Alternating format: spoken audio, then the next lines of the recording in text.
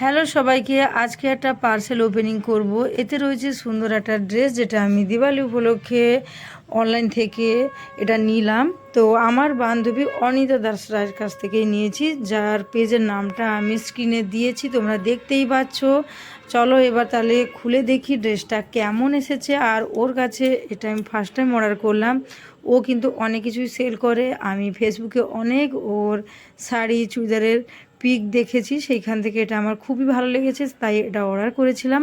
আর এটা সত্যি খুবই আমার পছন্দও হয়েছে। একটু বড় সাইজের নিয়েছি, কারণ এখন আমি রোগা আছি, আবার যখন একটু হেলথ বাড়বে পুরো মাপে মাপে ড্রেস নিলে কিন্তু একটু সমস্যাই হয়, সেই কারণেই আমি একটু বড় সাইজ নিয়েছি। এটা ফিটিং করতে হবে, তো চলো একটু পরে আসি।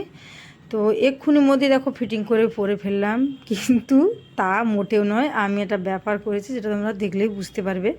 তো দেখো ফিটিংস হয়নি, তবুও কিন্তু বেশ সুন্দর লাগছে। ফিটিংস হলে কতটাই সুন্দর লাগবে না বুঝতে পারছো। পিছনে একটা ক্লিপ আটকে দিয়েছি।